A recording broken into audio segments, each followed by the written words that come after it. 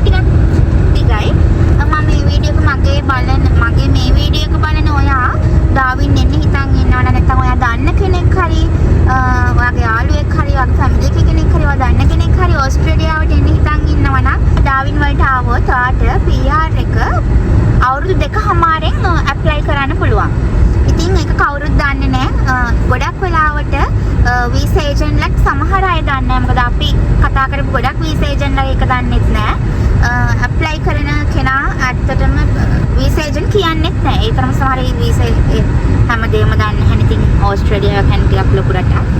ඉතින් අපි තමයි තනියම හොයාගත්ත ඩාවින් වලට આવුත් මේ වගේ ඔපචුනිටිස් ලැබෙනවා කියලා. ඉතින් මම හිතුවා ගොඩක් වෙලාවට ඔයාලට මේ වගේ හැම වීඩියෝ එකකම එක කියන්න ඕනේ කියලා. මට තව කියන්න දෙයක් තියෙනවා.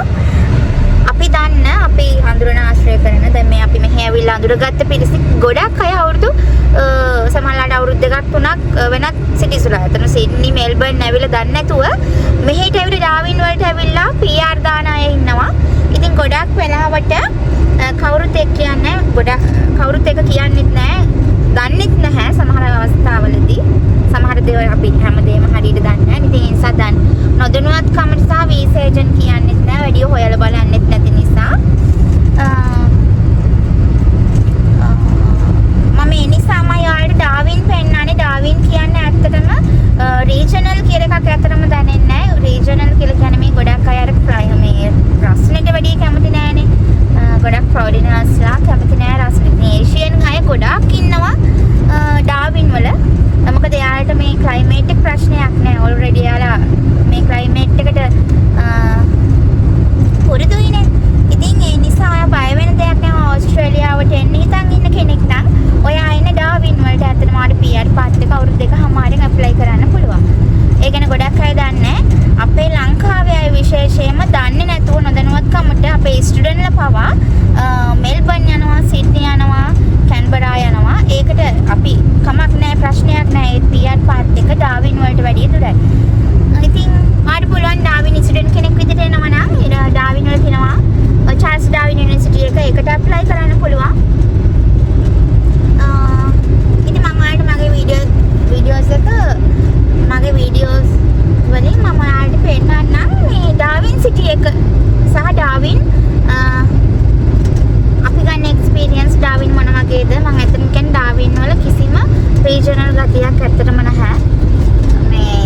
වෙනසකට තියෙන්නේ ඇත්තටම ක්ලයිමේට් එක චුට්ටක් රස්නේ. මම අතන කියන්න මේක සෙල්සියස් 38ක් උපරිම 38ක් විතර වගේ නේද යන්නේ.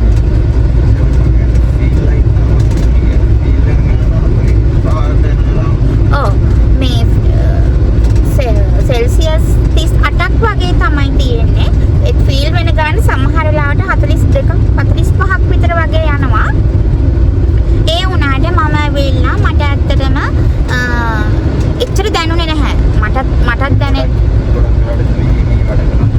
ඔව් මම ගොඩක් වෙලාවට මෙහි එළිය වැඩ කරන්නේ නැහැ කාටවත්.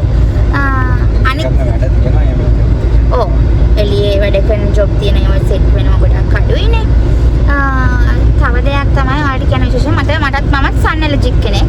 මටත් ගොඩක් වෙලාවට ඉතින් අවුව වටනයින් පස්සේ රතු වෙලා කසන්න ගන්නවා. බිබිලි එනවා. ඉතින් මම වගේ කෙනෙකුට ඇවිල්ලා මේ වගේ තැනක ඉන්නවා කියන එක ප්‍රශ්නයක් නෑ.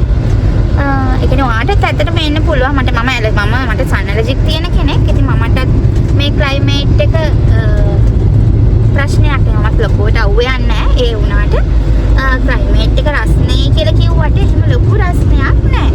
ඒ නිසා ඔයාට ඒක ලොකුවට රස්නේ කියලා එහෙම කියන්න ඕනේ නෑ. අපිට ඇත්තටම ඉන්න පුළුවන්. මේ එළියේ වුණත් ඉන්න පුළුවන්.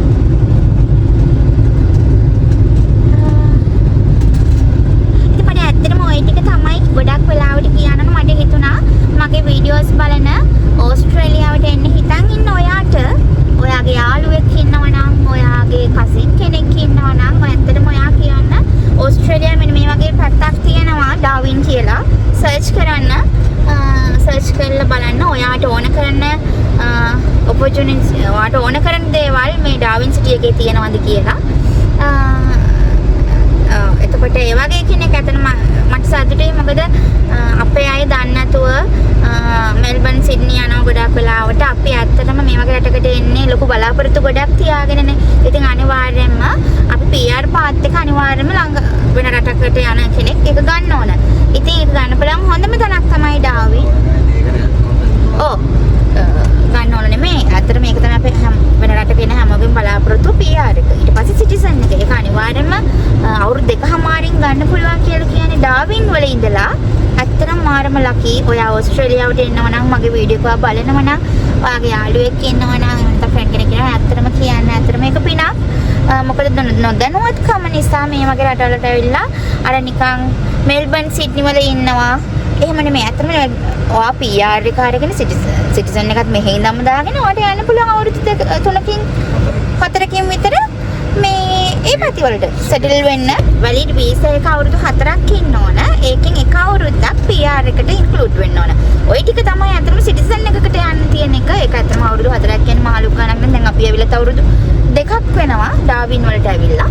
ඉතින් තව අවුරුදු 2කින් අපිටත් ඒක ඒ දේවල් අචීව් කරගන්න පුළුවන්. ඇත්තටම මම මගේ වීඩියෝ හරහා මට හිතුණා අපේ නංගිලා මල්ලිලා ස්ටුඩන්ට්ලා නොදැනුවත්කමට ඒ පැති වලට යනවා යන්න සිටිසන් එක ගත්තයින් පස්සේ යන අවුරුදු 4යි. ඔයා විශ්වාස කරන එකක් නෑ වාට අවුරුදු 4කින් සිටිසන් මෙල්බන් සිඩ්නි ගිහින් අවුරුදු 4කින් මට PR පාත් එකකට යන්න බෑ.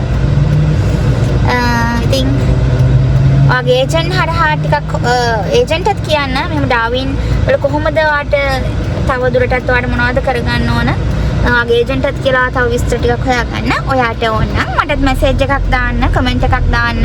ඔයාට ඩාවින් ගැන ඩාවින් වල තියෙන ඔපචුනිටි ගැන ඔයාට විස්තර කරන්න. අපේ එක්ස්පීරියන්ස් ෂෙයා කරගන්න. ඔය ටික තමයි මට ඔයාලට විශේෂයෙන්ම කියන්න ඕනේ.